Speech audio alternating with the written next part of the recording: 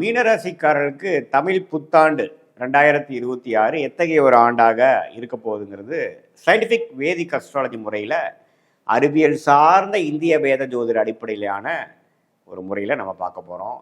இது மாதிரி பரிகாரங்கள், மூட நம்பிக்கைகள் அதுக்குள்ளெல்லாம் போகாமல் ஒரு கிரகமும் ராசிக்கு ஒரு இடத்துல இருக்கும் பொழுது, இந்தந்த அமைப்பில் இருக்கும் பொழுது, குறிப்பாக ஆண்டு கிரகங்கள் அமைப்பு இருக்கும் பொழுது எத்தகைய ஒரு பொது தாக்கத்தை, பொது பலனை அந்த ராசிக்கு கொடுக்க போகிறது, 2026 எது மாதிரி ஒரு மாற்றங்களை நம்ம எதிர்பார்க்கலாம் அப்படிங்கிறத மீனராசிக்காரர்களுக்கு தமிழ் புத்தாண்டு ஒரு வருட காலம் ஏப்ரல் 14 2026 ஏப்ரல் 13 2027 வரைக்கும் இருக்கான ஒரு ஆண்டு சித்திரை 1ஆம் தேதியிலேருந்து அடுத்து வரக்கூடிய ஆண்டு முடிவது வரைக்கும் எப்படி ஒரு தாக்கத்தை கொடுக்குது, எது மாதிரி ஒரு பலாபலன்களை மீனராசிக்காரர்கள் கொடுக்க போகுதுங்கிறது துல்லியமாக பார்க்க போகிறோம். இப்போ பாருங்கள், மீனராசிக்காரருக்கு ஜென்மசனி நீடித்து கொண்டிருக்கிறது. இந்த ஒரு தமிழ் புத்தாண்டு முழுக்க ஜென்மசனி தாக்குதல் இருக்கதான் போகிறது. ராசிக்குள்ளேயே சனி இருக்கிறார். ஜூன் 1ஆம் தேதி குரு பயிற்சி ஆகிறது. தமிழ் புத்தாண்டு பிறந்து ஒரு 1.5 மாதத்தில் குரு பெயரிக்கிறது அருமையான விஷயம். என்ன ஆகுது, தொழிலில் ஃபுல்லாக ஃபோக்கஸ் பண்ணிட்டு இருந்த மீனராசிக்காரங்கள் 5ஆம் இடத்துக்கு குரு மாறுவது ராசியை குரு பார்த்து ஜென்மசனி தாக்குதலை குறைக்குது, பிரச்சனையை கொஞ்சம் தீக்குது. இதுவரை நம்ம என்னடா பண்ண போகிறோம், அடுத்தது நம்ம எப்படி தான் பண்ணி மீள போகிறோம், சில விஷயத்துக்கெல்லாம் நமக்கு ஆன்சரே தெரியலையே, சொல்யூஷனே கண்ணுக்கு தெரிய மாட்டேங்குதே அப்படின்னு இருக்கக்கூடிய வியாபாரிகளாக இருந்தாலும் சரி, தொழிலதிபர்களாக இருந்தாலும் சரி, பெரிய முதலீட்டாளர்களாக இருந்தாலும் சரி, வேலையில் இருக்கிறவங்களாக இருந்தாலும் சரி, மாணவர்களாக இருந்தாலும் சரி, இல்லத்தரசிகளாக இருந்தாலும் சரி, சில விஷயங்களுக்கு ஒரு சொல்யூஷன், கிளாரிட்டி கிடைக்கக்கூடிய அமைப்பு ஜூன் 2026 புத்தாண்டு பிறந்து ஒரு 1.5 மாதத்துலேருந்தே உங்களுக்கு ஸ்லோவாக உச்சகுருவின் பார்வை ராசி மேலே விழுகும் பொழுது, அந்த சனி குருவின் பார்வை பெறும் பொழுது அதோட கோர ஒரு அமைப்பு குறைந்து ஓரளவுக்கு நல்ல பலன்களை கொடுக்கக்கூடிய அமைப்பு, மனம் கொஞ்சம் சாந்தப்படக்கூடிய அமைப்பு, சில சொல்யூஷன் கிடைச்சி, சில ஹோப், சில நம்பிக்கை பிறக்கக்கூடிய அமைப்புகள் கட்டாயம் உண்டு. ஸோ அதனால் இந்த ஜூன் மாதத்துக்கு அப்புறம் புத்தாண்டு பிறந்து 1.5 மாதத்தில் நல்ல அமைப்பை கொடுக்கக்கூடிய ஜென்மசனி தாக்குதலை கட்டுப்படுத்தக்கூடிய ஒரு அமைப்பு இருக்குதுங்கிறது நீங்கள் தெரிஞ்சுக்கணும். அதுக்கப்புறம் ஒரு 6-7 மாதத்துக்கு அப்புறம் பார்த்தீங்கன்னா ராகு கேதுவுமே 11ஆம் இடத்துக்கு போகிறாங்க. ராகு 11க்கு போகிறார், கேது 5க்கு வரார். ஸோ நல்லாவே ஒரு லாபம் பெறக்கூடிய அமைப்பு, புதுசாக நம்ம எதிர்பார்க்காத சில ஆப்பர்ச்சுனிட்டிஸ் வர்றது. அடடா இது பரவாயில்ல, இதை வச்சு நம்ம கொஞ்சம் பிரச்சனையை தீர்த்துக்கலாம், ஃபினான்ஷியல் பிரச்சனையாக இருந்தாலும் சரி, உறவுகளில் பிரச்சனையாக இருந்தாலும் சரி, ஹெல்த் இஷ்யூஸாக இருந்தாலும் சரி, இதெல்லாம் கொஞ்சம் சால்வ் பண்ணிக்கக்கூடிய அமைப்பு பிற்காலத்தில் அடுத்து வரக்கூடிய இந்த வருஷ கடைசியில் உங்களுக்கு வருது. ஸோ எப்படி பார்த்தாலும் நடக்கக்கூடிய இந்த தமிழ் புத்தாண்டு குரு பயிற்சி 1.5 மாதத்துலேருந்து நல்ல மாற்றத்தை மீனராசிக்காரர்களுக்கு கொடுக்கக்கூடிய அமைப்பு உண்டு. ஸோ கடந்த 6-7 மாதமாக ஜென்மசனி தாக்குதலில் நம்ம கஷ்டப்பட்டுட்டு இருக்கக்கூடிய மன இறுக்கத்தோட உச்சத்துக்கு இருக்கக்கூடிய, அதுவும் சந்திரன் சனியோட சேர்ந்தோ, சனிப்பார்வை பெற்றோ, ராகு கேதுகளோட சம்மந்தப்பட்டோ ஒரு இருள் சந்திரனாக இருந்து மீனராசியில் பிறந்தவங்களுக்கு இன்னுமே கிளாரிட்டி இல்லாத ஒரு அமைப்பு, மனம் இறுக்கமாக இருக்கக்கூடிய அமைப்பு, வயசு வித்தியாசம் இல்லாமல் எல்லாத்துக்குமே கொஞ்சம் பிரச்சனைகள். இதே ஒரு சிறிய வயதினராக இருந்தால் மனசு நம்ம கண்ட்ரோல் இல்லாமல் போய் தவறான விஷயத்துல போகிறது, இந்த நேரத்துலலாம் போய் கெட்ட பழக்கம் பழகிறது, அது மாதிரி விஷயங்கள்லாம் இளைஞர்கள் கொடுக்கும். ஸோ இளைஞர்கள்லாம் கொஞ்சம் கேர்ஃபுல்லாக இருக்கணும். ஆனால் ஜூனுக்கு அப்புறம் கொஞ்சம் நல்ல புத்தி வரக்கூடிய அமைப்புகள் உண்டு.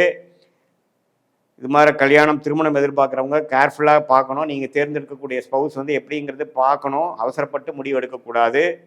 அதே மாதிரி வேலை தொழிலில் இருக்கிறவங்க கொஞ்சம் ஜாக்கிரதையாக எல்லாத்தோட டீல் பண்ணி பிரச்சனையை எமோஷ்னலாக அணுகாமல் லாஜிக்கலாக அணுகி அந்தந்த நேரத்தில் அதுக்கு வேணுங்கிற சொல்யூஷனை பெற்றக்கூடிய அமைப்பு இந்த ஜூன் மாதத்துக்கு அப்புறம் வருது. ஸோ ஜென்மசனியால் பாதிக்கப்பட்ட மீனராசிக்காரர்களுக்கு நல்ல ஒரு அமைப்பு. ராகுவும் 12ஆம் இடத்திலிருந்து விரயத்தை கொடுத்துட்டு இருந்து எந்த ஒரு பிரயோஜனம் இல்லாமல் இருந்த ராகு 11ஆம் இடம் என்ற லாபஸ்தானத்துக்கு போய் குருவின் பார்வை பெறுகிறார்.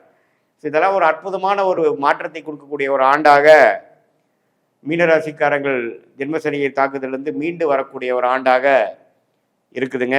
ஸோ இதை வைத்து நீங்கள் கொஞ்சம் ஓரளவுக்கு பிரச்சனையிலேருந்து உயர்வை நோக்கி நீங்கள் போகக்கூடிய அமைப்பாக யூஸ் பண்ணிக்கணும். ஜூன் மாதத்துக்கு அப்புறம் நல்ல பலன்கள் உண்டு.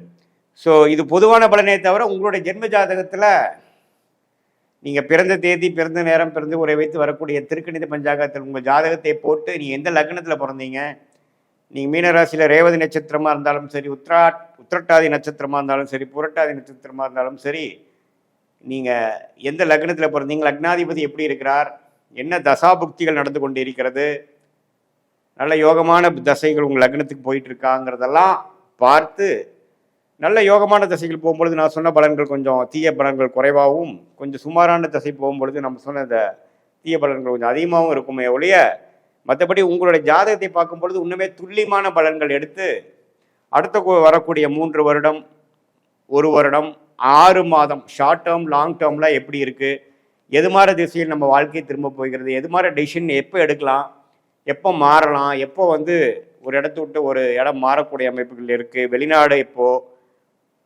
அரசு உத்தியோகமா, கார்ப்பரேட் லைஃபா, தொழிலா, வேலையா, குடும்பத்தில் உறவுகள், கல்யாணம் எப்போ, குழந்தை பேர் எப்போ எதிர்பார்க்கலாம், எப்போ வந்து நமக்கு சுப விஷயங்கள்லாம் தடைகள் நீங்க போகிறது, எப்போ கடன் அடையும், எப்போ பிரச்சனையிலேருந்து நான் மீண்டு வருவேன், இது மாதிரி பல விஷயங்கள் எந்த ஒரு மூட நம்பிக்கையிலையும் போகாமல், பரிகாரங்கள்லாம் போகாமல் எப்படி இருக்கிற கிரகம் எந்த மாதிரி காமிக்குது, எது மாதிரி விஷயங்கள் நம்ம காத்து கிடைக்கிறது, எது மாதிரி திசையில் நம்ம எது மாதிரி செய்தால் நம்ம வந்து ஒன்றுமே நம்ம பலன்களை நம்ம வாழ்க்கை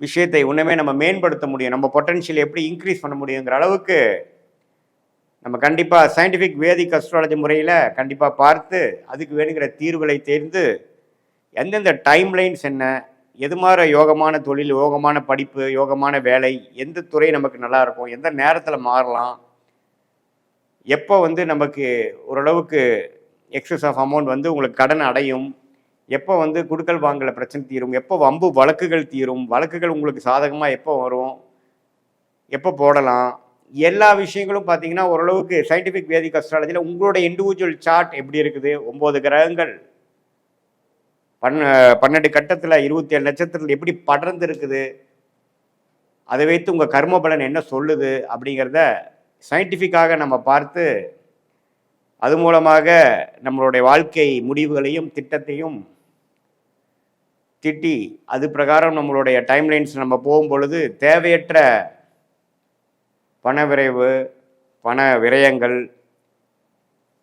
டைம் வேஸ்ட், சமய விரயங்கள் இது எல்லாத்தையும் தவிர்த்து நம்ம பிராப்தம் என்ன, நம்மளோட ஜாதகம் என்ன சொல்லுது, எந்த கிரகம் நல்லா இருக்குது, எந்த நேரத்தில் நம்ம பொறுமையாக இருக்கணும், எந்த நேரத்தில் வேகமாக செயல்படணும், எந்த நேரத்தில் ரிஸ்க் எடுக்கணும், எந்த நேரத்தில் மாறுவது நல்லது, மாறினா இந்த நேரத்தில் நல்லா இருக்குமா, எதை நோக்கி நம்ம போகலாம், நமக்கு அடுத்து வரக்கூடிய லாங் டேர்ம் பிளான் எப்படி இருக்குது, நம்ம நினைக்கிற மாதிரி வாழ்க்கை அமையிற மாதிரி இருக்கா, அல்லது நம்ம